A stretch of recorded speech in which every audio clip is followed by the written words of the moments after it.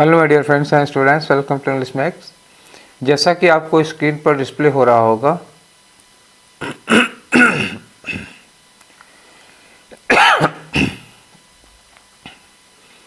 Hello my dear friends and students, welcome to English Max. जैसा कि आपकी screen पर डिस्प्ले हो रहा है, इस समय हम लोग एसएससी CHSL 2023 के इंग्लिश के प्रीवियस पेपर सॉल्व कर रहे हैं, ठीक है। और आज हम लोग करने जा रहे हैं 14 अगस्त 2023 का शिफ्ट वन का मतलब आज हमारा सेट नंबर 33 होगा। अब ये बात साफ हो गई कि इसके पहले हम लोग 32 सेट्स लगा चुके हैं। कुल 40 सेट है, जिसमें से हमारा 32 हो चुका है, 8 सेट केवल बचा हुआ है। 8 सेट में ये 14 तारीख वाला पूरा है और 17 वाला पूरा है, बाकी सारा हम लोग ख़त्म कर चुके हैं। 2 अगस्त से स्टार्ट किया था, धीरे धीरे सारा हो गया, ठीक है।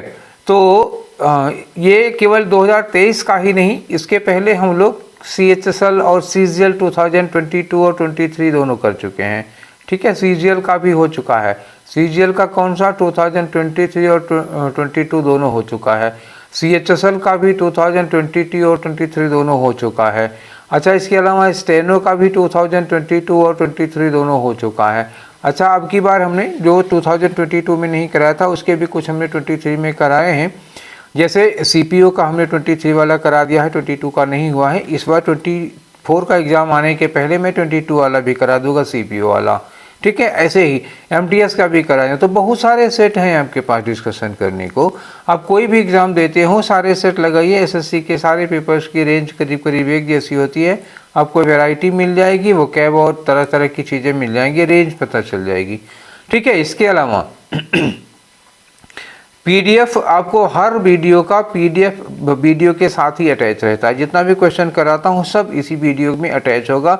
वीडियो के डिस्क्रिप्शन बॉक्स में जाइएगा, लिखा होगा लिंक ऑफ PDF, और वहाँ से आप टेलीग्राम चैनल पर जाएंगे, ज्वाइन कर लेंगे। आपको रोज़ दोपहर में आपका PDF मिल जाया करेगा, जो हम रात में डिस्कशन कराते हैं उसका, ठीक है।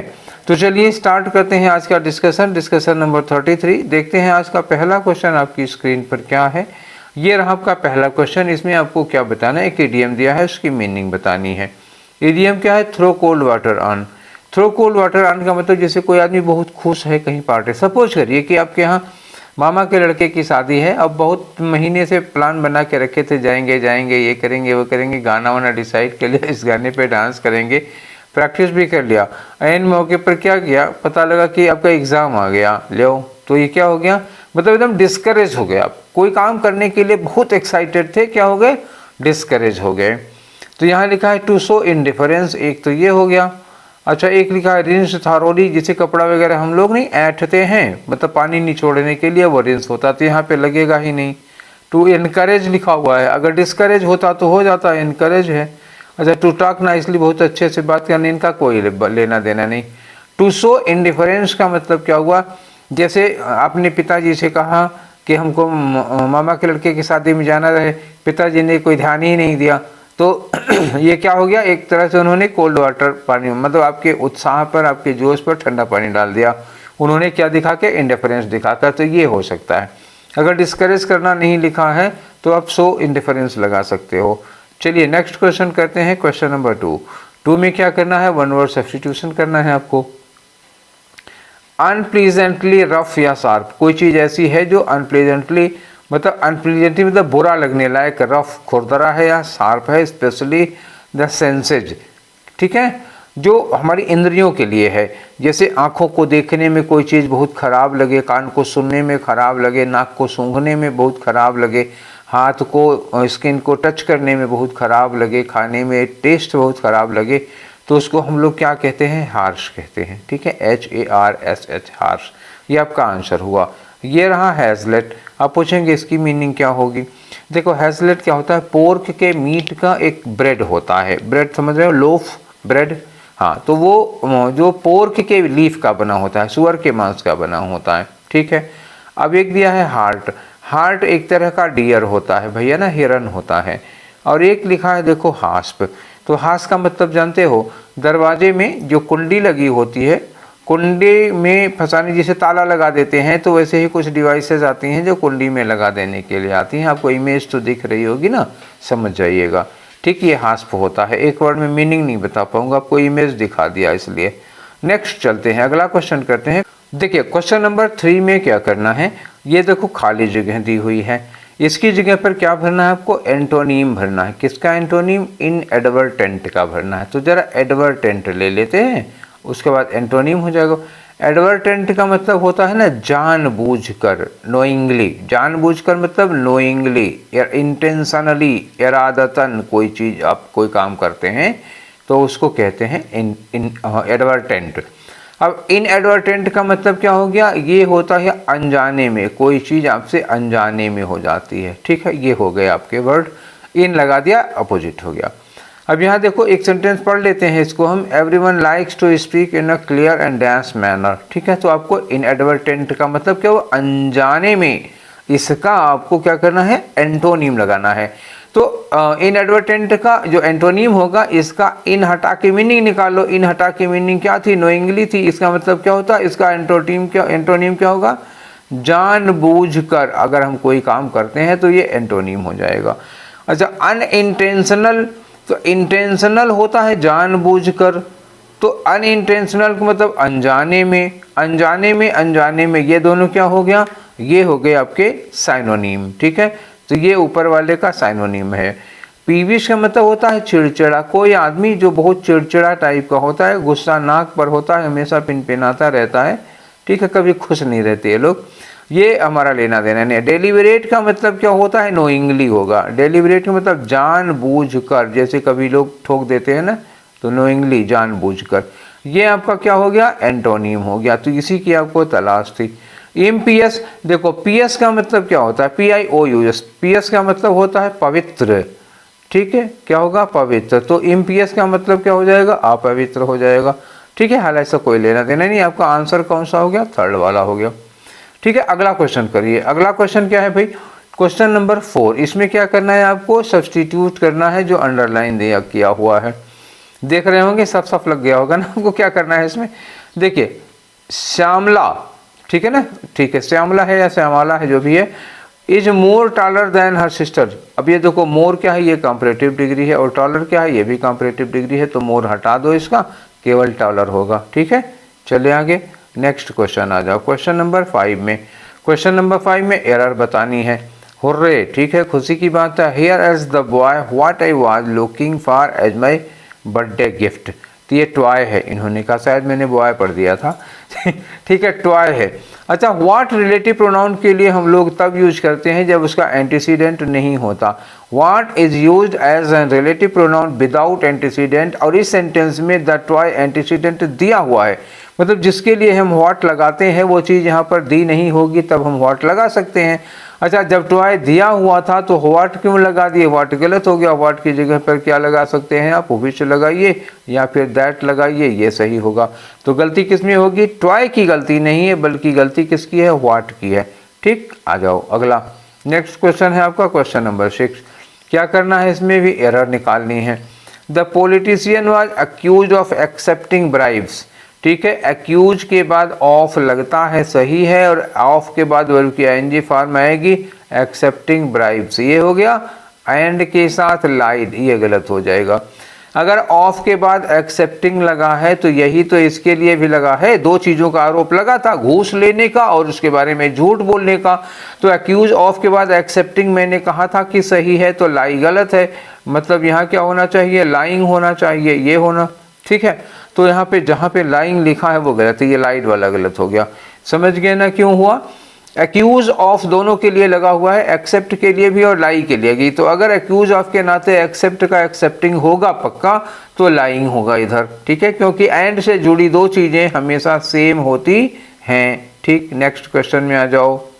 अगला क्वेश्चन है आपका 7 में क्या करना है, इसमें आपको साइनोनिम बताना है। किसका, एक अंडरलाइन वर्ड दिया है, इसका आपको बताना है। पैरागॉन का मतलब होता है एक तरह से प्रतीक या सिंबल। ठीक है ना, ये होता है। ट्रांसिएंट का मतलब क्या होता है, शॉर्ट लिव्ड। शॉर्ट लिव्ड का मतलब कोई ऐसी चीज़ जो 2-4-10 मिनट के लिए होती है, उसको कहते हैं शॉर्ट लिव्ड या टेम्पोरेरी होगा। तो ये तो लगेगा नहीं। एपिटम का मतलब क्या होता है, एपिटम का मतलब होता है प्रतीक। तो ये रहा आपका आंसर।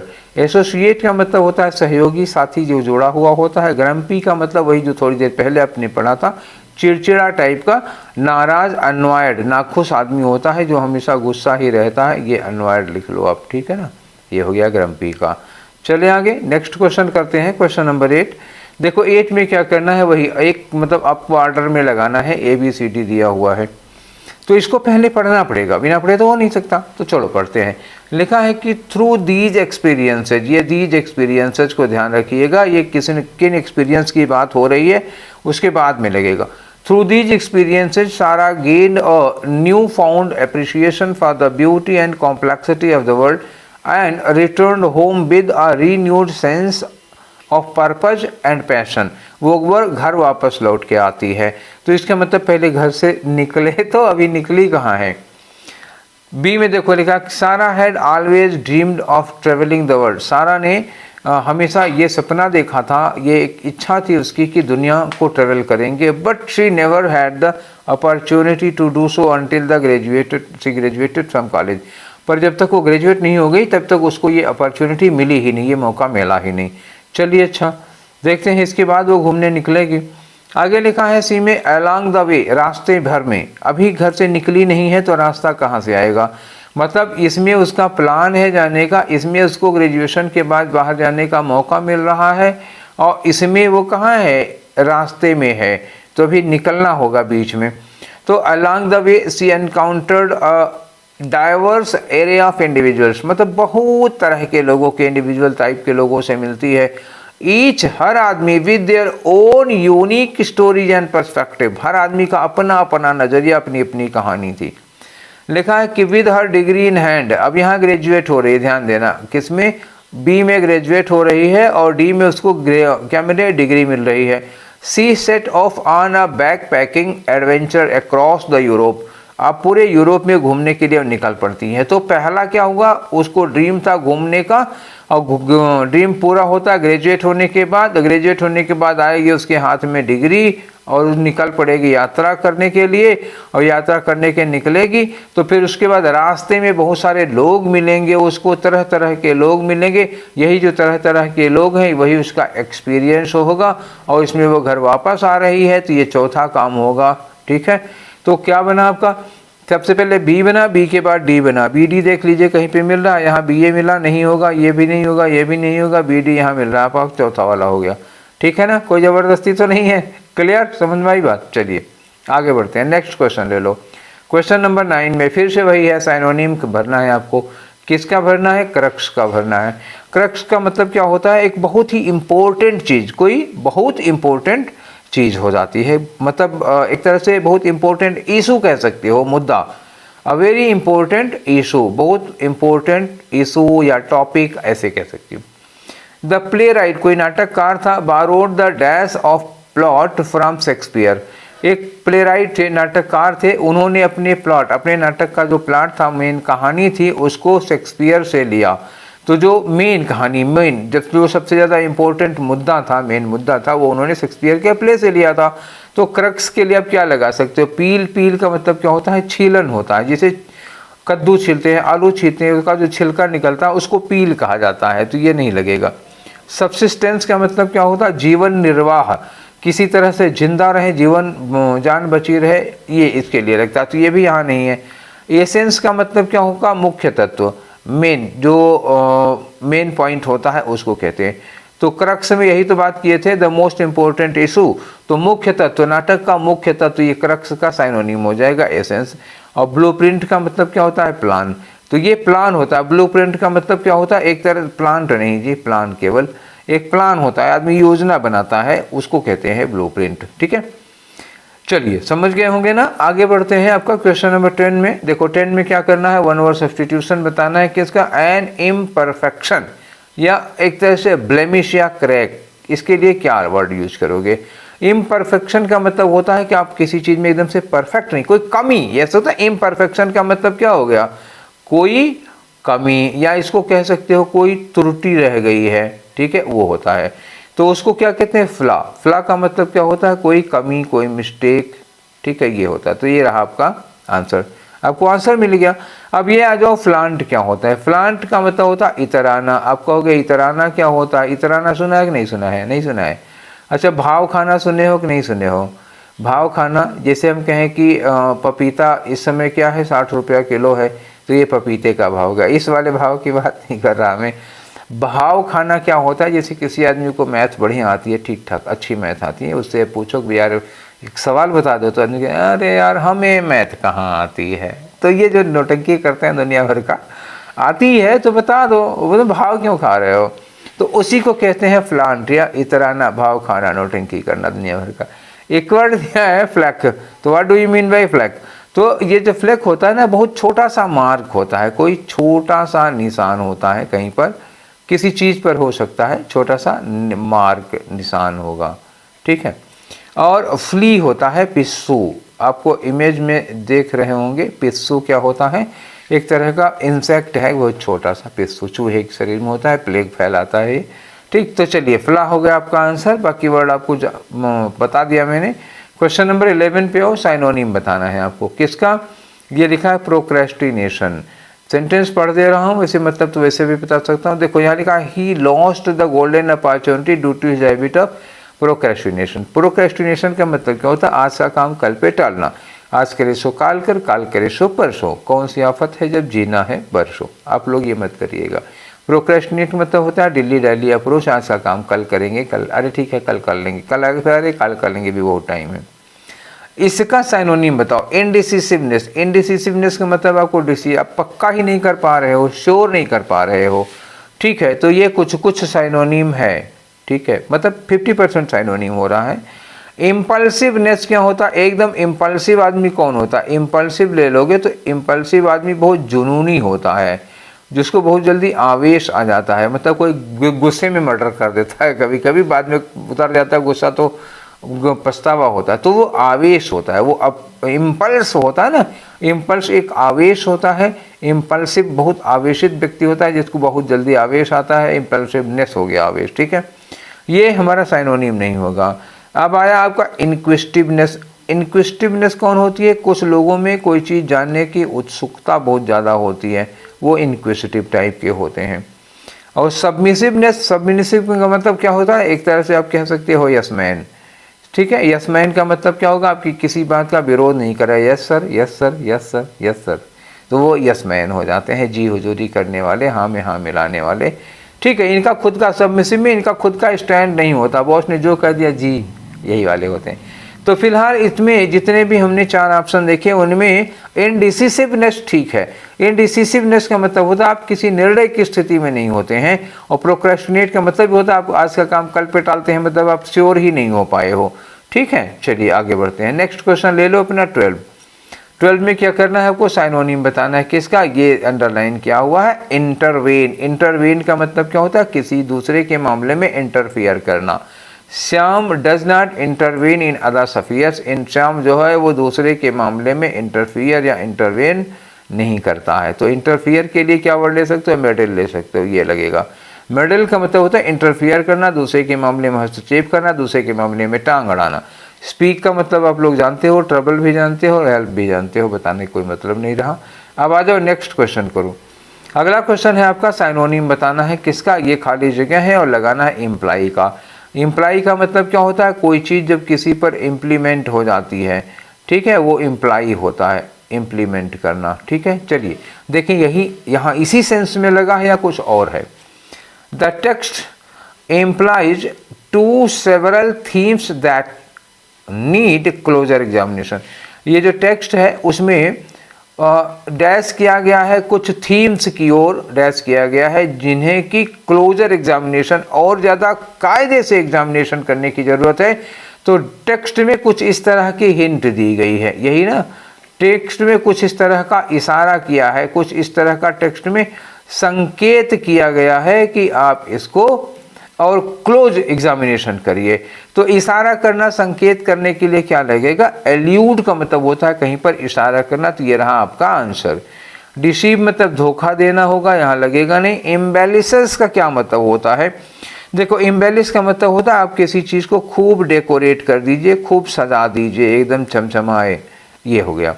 और एप्रीहेंड का मतलब होता है किसी को अरेस्ट करना, कोई गलती करने, कोई क्राइम करने के लिए। जैसे हम कहेंगे the police had apprehended them, for committing theft, तो उनको अरेस्ट कर लिया, अप्रीहेंडेड मतलब अरेस्टेड हो जाएगा। ठीक है ना, अब तो आपको आंसर पता चल गया, आपका 1 वाला होगा। ठीक है, आगे चलें। नेक्स्ट क्वेश्चन है आपका 14 नंबर का, इसमें आपको एरर बतानी है। अकॉर्डिंग टू अ रिपोर्ट, यहाँ तो ठीक है। एवरी डे, ये भी ठीक है। थाउजेंड्स ऑफ एनिमल्स, ये भी ठीक है। आर स्लॉटर्ड, स्लॉटर्ड की स्पेलिंग गलत है। स्लॉटर की स्पेलिंग क्या होती है? एस, अरे यार गलत कर दिया मैंने, एल लिखना था, टी लिख दिया। SLAUGHT, ये होता है स्लॉट, ये हो गया स्लॉटर। अब इसमें लगा दो स्लॉटर्ड, तो आपकी ये स्लॉटर्ड की स्पेलिंग गलत है। ठीक है, तो आंसर कहाँ होगा? स्लॉटर्ड गलत हो गया, दूसरा वाला हो गया। ठीक है ना, चलिए अगला क्वेश्चन नंबर 15 में आओ भाई। यह इडियम है, तो इसमें मोस्ट अप्रोप्रिएट इडियम आपको लगाना है। सिचुएशन दिया हुआ है। सिचुएशन क्या है? Piyush is inexperienced in leather industry, तो चमड़ा उद्योग में ये क्या है? अनएक्सपीरियंस्ड है। अनएक्सपीरियंस्ड का मतलब अनुभवहीन है, अभी नए नए हैं। तो इन ग्रेट हैंड्स यहाँ होगा नहीं, थोर थंब होगा नहीं, हैंग फायर होगा नहीं, ग्रीन हॉर्न ये हो गया। ग्रीन हॉर्न या वेट बिहाइंड ईयर्स, एक इडियम और नोट कर लो, ग्रीन हॉर्न कहो या वेट बिहाइंड ईयर्स, कान के पीछे गीला, मतलब दूध पीता बच्चा है अभी, ये हो गया। तो मतलब भाई उतना अनुभवी नहीं है, थोड़ा सा एक्सपीरियंस कम है, इसके लिए लगता है। क्लियर हो गया? तो आपका आंसर क्या हो गया? ये वाला।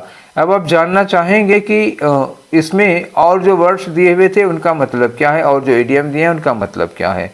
तो ठीक है, वो आपका जानना भी चाहिए, आपका हक है। ठीक, आ जाओ, यहाँ लिखा है in great hand. In great hands का मतलब हुआ आप किसी ऐसे व्यक्ति की देख रेख में है जो बहुत महान है, जो बहुत दयालु है, जो आपकी बहुत अच्छे से केयर करेगा। मतलब you are in the custody of a person who will take you good care, जो तुम्हारा बहुत अच्छा केयर करेगा, जो तुम्हारा बहुत अच्छे से ध्यान रखेगा। इन ग्रेट हैंड्स हो गया। आसोर थंब, इसका क्या मतलब होता है भाई?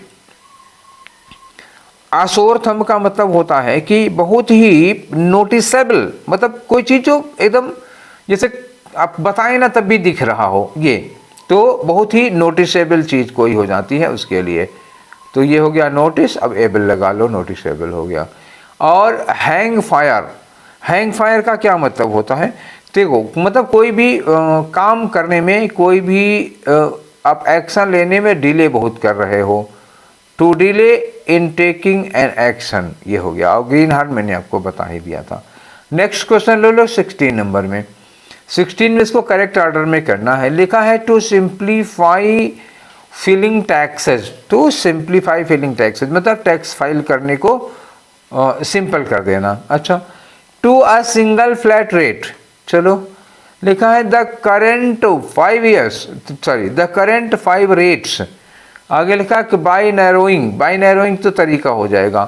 फोर्ब्स वांट्स, फोर्ब्स क्या है? एक पत्रिका है, जानते ही हो। फोर्ब्स वांटेड, वांटेड का बाद क्या लगाओगे? वांटेड के बाद टू के साथ फर्स्ट फॉर्म लगेगी, और ये बच रहा फिर ये या ये, तो पढ़ के देख लो। Forbes wanted to simplify filing taxes, ये हो जाएगा। Forbes wanted to a single flat rate, नहीं वांटेड। अब अगर a single flat rate known हो जाएगा तो टू लगाने की जरूरत ही नहीं पड़ेगी ना, यहाँ टू नहीं लग पाएगा। तो Forbes wanted to simplify filing taxes, ठीक है। अब मतलब ये हमें तय हो गया कि हम ई के बाद ए लगाएंगे, और स्टार्ट ए से ई से ही हो सकता है और किसी से स्टार्ट नहीं होगा। तो ई के बाद ए का आपका एक ही ऑप्शन मिल रहा है आपके पास, चौथा वाला, और कोई नहीं। यहाँ ई से शुरू है लेकिन उसके बाद सी लगा दिया, यहाँ ई से शुरू है बी लगा दिया, यहाँ ई से शुरू है डी लगा दिया। तो इन्होंने स्टार्टिंग तो चारों के लिए ई ही दिया था, मैंने इसीलिए तो कहा था ई से ही शुरू हो सकता है, चारों ऑप्शन ई के हैं। आपको ये देखना था कि ई के बाद क्या लग सकता है। तो ई के बाद वांटेड के बाद टू और वर्ब की फर्स्ट फॉर्म लगती है, टू और वर्ब की फर्स्ट फॉर्म हमको यहाँ मिली, और ई के बाद ए का हमारे पास एक ही ऑप्शन था, काम खत्म। ठीक, चलिए नेक्स्ट क्वेश्चन आ जाओ 17 नंबर पे। 17 में क्या करना है आपको? पैसिव वॉइस में चेंज करना है। किसको? सी किल्ड द कॉकरोच। अरे बाप रे, बहुत बहादुर। ठीक है, सी किल्ड द कॉकरोच। किल्ड क्या है? वर्ब की सेकेंड फॉर्म है। तो कॉकरोच के बाद क्या लगाना होगा आपको? वाज वर्ब के साथ वर्ब की third form. Cockroach was killed, पहले वाज, तो वाज के बाद ये बीइंग क्यों लगा दिया? इज हो ही नहीं सकता, हैज हो ही नहीं सकता, एक ऑप्शन बचा आपके पास थर्ड वाला। ठीक है, आगे चलें। नेक्स्ट क्वेश्चन आ जाओ 18, इसमें फिर से वही पैसिव वॉइस का मैटर है ना, ये पैसिव वॉइस में चेंज करो। लिखा है the student asked the teacher a question. Asked क्या है, वर्ब की सेकेंड फॉर्म है, इसका मतलब a question was asked. Was के साथ आस्क्ड ढूंढो, अब पहले यही ऑप्शन, ये वाज आस्क्ड यहाँ मिल गया, ठीक है। यहाँ इज बीइंग तो हो ही नहीं सकता, केवल आस्क्ड होगा नहीं, विल भी होगा नहीं, एक ही ऑप्शन है। लो जब इस तरह से करोगे ना, एक ही ऑप्शन, पूरा पढ़ने की जरूरत नहीं है, वो 100% श्योर क्वेश्चन बनेगा, इसमें कोई नंबर कटने का, निगेटिव जाने का कोई डर ही नहीं रहता। 19 नंबर पे आ जाओ। 19 नंबर पे आपको खाली जगह भरनी है, ठीक। चलो, people were dash to safe places, लोगों को मतलब सुरक्षित जगह पर डैश कर दिया गया बाय द रेस्क्यू टीम। अच्छा, रेस्क्यू टीम है तो इवैक्यूएट करेगी, ठीक है ना, आफ्टर द अर्थक्वेक। अर्थक्वेक मतलब क्या हुआ, कहीं भूकंप आया होगा, उसके बाद वहाँ से लोगों को हटा दिया गया सुरक्षित जगह पर, तो इवैक्यूएट करना। अब इवैक्यूएट में EVA नहीं होता, क्या होता है, पहले वैक्यूएट सोचो, VACUATE, ये वैक्यूएट होता है। अब इसके बाद इवैक्यूएट करना हो तो लगा दो, EVACUATED, ये हो गया, ठीक है। यहाँ VK नहीं होता, यहाँ VAKUK है ही नहीं, इसमें C है, ठीक है। तो आपका दूसरा वाला आंसर होगा। चले आगे, अब अगला क्वेश्चन ले लो 20 नंबर का। 20 नंबर में क्या है, वही करेक्ट ऑर्डर ABCD। चलो पढ़ते हैं। Electronic waste is a huge challenge to the world today, ये सेंटेंस स्टार्ट कर सकता है, ठीक है। ए से स्टार्टिंग हो सकती है, लेकिन यहाँ ए से स्टार्टिंग इसमें भी है, इसमें भी है। अभी और देखते हैं, देखो यहाँ बट लगा हुआ, यहाँ हाउएवर लगा हुआ है, स्टार्टिंग ये सब होंगे नहीं। आगे दूसरे में लिखा हुआ कि but unrequired purchase by consumers can not be halted, लेकिन जो अनरिक्वायर्ड परचेज, बिना मतलब की जो चीज़ें खरीद रहे हैं कस्टमर्स, कभी कभी होता है ना लोगों के पास ज़रूरत नहीं है फिर भी खरीद ले रहे हैं, तो अनरिक्वायर्ड परचेज जो है लोगों की, उसको हाल्ट नहीं, रोका नहीं जा सकता, बड़ा मुश्किल है। हाउएवर एन अवेयरनेस, हालांकि एक अवेयरनेस, एक जागरूकता, on reduce and reuse can be great help, लेकिन इन्होंने कहा कोई चीज़ निगेटिव है, होपलेस जा रही है, इन्होंने कहा लेकिन अगर हम रिड्यूस और रीयूज, किसी चीज़ को रिड्यूस करना और उसके रीयूज करने पर अगर लोगों में अवेयरनेस फैलाएं, उनको अवेयर करें, तो ये हमारे लिए बड़े काम की चीज़ हो सकती है, आपके ग्रेट हेल्प हो सकती है। तो मतलब कुछ नुकसानदायक चीज़ है, उसी के बाद इसको हम लगा लेंगे। नेक्स्ट क्वेश्चन देखो, नेक्स्ट सेंटेंस डी में दिखा है recycling industries are working hard, मतलब to reduce the burden of waste, waste कूड़े के बर्डन को कम करने के लिए जो रिसाइकलिंग इंडस्ट्रीज हैं वो बहुत मेहनत कर रही हैं, खूब मेहनत कर रही हैं। ओह, तो पहले यही चैलेंज क्या है, वेस्ट जो है वो आज का बहुत बड़ा चैलेंज है, रिसाइकलिंग इंडस्ट्रीज इसके लिए खूब मेहनत कर रही हैं, किंतु अब ये बट लगा दो, किंतु लोग जो अननेसेसरी चीज़ें, अनरिक्वायर्ड चीज़ें खरीदते हैं उसका क्या किया जाए। अब कह रहे हैं कि ये तो एक निगेटिव चीज़ आ गई, ठीक। उसके बाद ये कह रहे हैं हालांकि ठीक है जो लोग फालतू खरीदते हैं उस पर कुछ किया तो नहीं जा सकता, लेकिन चीज़ों के को रिड्यूस करने और चीज़ों को रीयूज करने के लिए उनसे अवेयरनेस, उनको अवेयर किया जा सकता है। जैसे लोग एक चीज़ खरीद के लिए एक बार यूज किए फेंक दिए, अरे बार बार यूज करो ना तो कूड़ा कम होगा, कचरा कम होगा। अब समझ में आ गया ना, तो हम स्टार्ट करेंगे किससे, ए से, उसके बाद क्या लगाएंगे, डी। तो ए के बाद डी, यहाँ ए के बाद बी लगा दिया, बट अनरिक्वायर्ड परचेज नहीं। पहले क्या होगा, पहले ये होगा कि रिसाइकलिंग इंडस्ट्रीज बड़ी मेहनत कर रही हैं, लेकिन क्या किया जाए लोग, यहाँ क्या होगा, यहाँ कुछ गुड जा रहा है और यहाँ कुछ क्या जा रहा है, बैड जा रहा है, तो गुड के बाद बैड लगाएंगे तभी ये बट लग पाएगा, ठीक है। तो कौन सा, ए के बाद डी लगाना हमारा पक्का हो गया। चलिए नेक्स्ट क्वेश्चन करते हैं। अगला क्या है, वही 21 से लेकर के 25। कहानी आप लोगों को अच्छी तरह से पता है क्या करना है इसमें। देखो, ऑल द हाउसवाइफ्स, एक कहानी आज अच्छा लगेगा आपको, पढ़िए।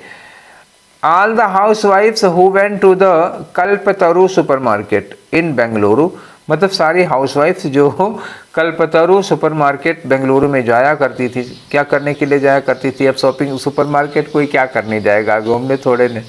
तो लिखा हैड वन ग्रेट एम्बिशन, और एक एम्बिशन क्या होता था, to be the lucky customer, इस लकी पर ध्यान देना जरा, to be the lucky customer who did not have to pay for her dash. तो मतलब वहाँ पे ऐसी स्कीम थी कि एक आदमी को पर डे लकी कस्टमर चुना जाता था, पर डे शायद या पर वीक एक आदमी को लकी कस्टमर चुना जाता था, वो चाहे जितनी भी खरीदारी किया हो उसको पैसा नहीं देना पड़ता था। ठीक है, तो यहाँ पे क्या होगा, किस चीज़ के लिए उनको पैसा नहीं देना पड़ेगा, अपनी शॉपिंग के लिए। तो यहाँ नंबर 1 पे कुछ शॉपिंग, भाई सुपरमार्केट है तो शॉपिंग के लिए ही तो होगा। चलिए आगे लिखा है कि for this was what that notice just inside the entrance promised. जो एंट्री गेट थी जहाँ पे, उसके ठीक अंदर एक नोटिस बोर्ड लगा हुआ था। उस नोटिस बोर्ड पर लिखा हुआ था कि रिमेंबर वंस अ वीक, सप्ताह में एक बार, one of our customers gets free goods, हमारे एक कस्टमर को फ्री सामान मिलता है। दिस में बी योर डैश डे, ये आज आपका डैश डे हो सकता है। ठीक है, आगे लिखा है फॉर सेवरल वीक्स, कुछ सप्ताह तक मिसेज बाटलीवाला होप्ड, कई सप्ताह से मिसेज बाटलीवाला ये उम्मीद लगाए हुए थे कि many of her friends to be the lucky dash. तो लकी डैश, यहाँ पे लकी कस्टमर यहाँ लिखा ना, यह लकी के बाद क्या लिखा, लकी कस्टमर। तो यहाँ भी क्या लगा दो, लकी कस्टमर, ये उठा के लगा दो। आगे लिखा है कि unlike her friends she never gave up hope, अपने दोस्तों से बिल्कुल डिफरेंट, इन्होंने कभी उम्मीद नहीं छोड़ी। सी नेवर गेव होप, कभी उन्होंने उम्मीद नहीं छोड़ा, हमेशा पॉजिटिव बनी रही। हर kitchen was full of things which she did not need, अभी यही इसके ऊपर वाले में क्या था, अनरिक्वायर्ड परचेजिंग, मतलब कस्टमर बिना ज़रूरत की चीज़ें खरीद रहा है। ये देख लीजिए मिसेस बाटली वाला, ये भी इनका किचन भी ऐसी चीज़ों से भरा हुआ था जिनकी इन्हें ज़रूरत नहीं थी, सिर्फ एक होप में कि एक दिन हम क्या होंगे, लकी कस्टमर होंगे और हमें खरीदारी का पैसा नहीं देना पड़ेगा। ठीक है, she dreamed of the day, उस दिन का वो सपना देख रही थी। When the manager of supermarket would approach to her, कि मैं उसका सुपरमार्केट का मैनेजर इनके पास आएगा और कहेगा कि madam this is your lucky day, ये देखो लकी के बाद डे आ गया, लकी डे आ गया ना, तो ये यहाँ पे लगा लो, योर डैश डे, यहाँ पे लकी लगा लोगे, ये लगा आपका लकी डे, यहाँ भी लकी डे, वहाँ भी लकी डे, यहाँ पे लकी कस्टमर, यहाँ पर भी लकी कस्टमर, 2 वर्ड का खेल है, लकी कस्टमर डे, बस 3 चीज़ें चल रही हैं। आगे लिखा है कि dash in your basket is free, आपकी बास्केट में जो कुछ भी है वो फ्री है, ले जाइए आप जो भी खरीदे हैं। On Saturday morning Mrs Batliwala went to the supermarket and bought only tea, Mrs Batliwala कहाँ गई, सुपरमार्केट, और क्या खरीदी, केवल चाय खरीदी। She went to the cash desk, जब जहाँ कैश जमा होता है वहाँ जाती हैं। तभी मैनेजर आता है सुपरमार्केट का और उनसे कहता है कि ये is your lucky customer, you are my lucky customer, देखो यहाँ भी लिखा हुआ है लकी कस्टमर, आप मेरी लकी कस्टमर हैं, और everything in your basket, everything, अभी इन्होंने बास्केट आया तो था यहाँ पे, इन योर बास्केट, ये एवरीथिंग यहाँ लगा दो, everything in your basket is free, अब यहाँ फ्री लिखा हुआ तो यहाँ पे फ्री लगा लो, मतलब कुछ सोच रहे हैं। इसमें आज का दिन तो ऐसा निकला ना हम लोगों का भी लकी डे रहा कि सारे के सारे ऑप्शंस इन्होंने दे ही रखे हैं, क्या लगाना है, एक जगह दे दिया, एक जगह पूछ लिया, एक जगह दे दिया, एक जगह पूछ लिया। अब इसको हम डिलीट ना मारेंगे, हटाएंगे नहीं, ऐसे ही रखेंगे। तो पहले वाले पे अब ये बताओ कि वो सुपरमार्केट क्या करने गई थी, पहले में सुपरमार्केट क्या करने गई थी, दूसरे में लिखा है दिस में बी योर लकी डे, यहाँ पे लकी लगेगा, लकी डे बार बार आ रहा है, लकी डे, और यहाँ क्या लिखा है, to be the lucky customer, तीसरे में लकी कस्टमर होना चाहिए, फिक्स है, पहले में शॉपिंग, दूसरे में लकी, तीसरे में कस्टमर। ठीक है, आ जाओ। पहले में क्या था, वो सुपरमार्केट क्यों करने गई थी, फॉर क्लॉथ्स नहीं, फॉर शुगर नहीं, फॉर ज्वेलरी नहीं, बल्कि क्या हो गया, शॉपिंग। दूसरे में क्या था, लकी डे, याद करो लकी, और चौथे में क्या था, लकी कस्टमर था। ठीक है, लग गया। अब 2 और बचे हुए हैं, और वो जो 2 बचे हुए हैं वो भी फिक्स हैं, ऑलरेडी फिक्स हैं, देख लो। चौथे नंबर पे क्या था, डैश इन योर बास्केट, तो यहाँ लिखा हुआ ना एवरीथिंग इन योर बास्केट, तो चौथे नंबर पे एवरीथिंग होगा, 5वें नंबर पे क्या होगा, everything in your basket is free, यही तो वो बोला करते थे, नीचे वही बोले हैं जाके, everything in your basket is free, तो ये everything in your basket is free, यहाँ पे क्या होगा, everything in your basket is free, यहाँ पे हो गया। कुछ भी आपको अपने मन से नहीं लगाना पड़ा, एक वही शॉपिंग के लिए अपने मन से लगाना पड़ा है, लेकिन ये भी क्लियर हो जा रहा है कि कोई आदमी सुपरमार्केट क्या करने जाएगा, तो जाहिर सी बात है। ठीक है, तो ये थे हमारे 25 क्वेश्चन, किसके, सेट नंबर 33 के 25 क्वेश्चन। आज हम लोग कर रहे थे 14 अगस्त का सेट 1। ठीक है, 14 अगस्त का सेट 1। अब हमारे पास 7 सेट और बचे हुए हैं। ठीक है, तो ये सेशन आप लोगों को कैसा लगा, अपनी राय दीजिएगा। उम्मीद है कि ये सेशन आप लोगों को, मतलब आज वाले सेशन में कोई प्रॉब्लम ही नहीं होगी। ठीक है, हो तो आप हमसे कंफर्म कर लीजिएगा। जब आप मैसेज करेंगे तो हो सकता है मैं तुरंत ना बता दूँ, कुछ देर बाद बता दूंगा, पर मैं अटेंड सबका मैसेज करूँगा। क्लियर है? तो पसंद आया तो दोस्तों के साथ शेयर करो और अपनी प्रतिक्रियाएं मुझे दो। फिर हम लोग कल मिलते हैं अगले वाले सेशन में। Till then take care, thank you.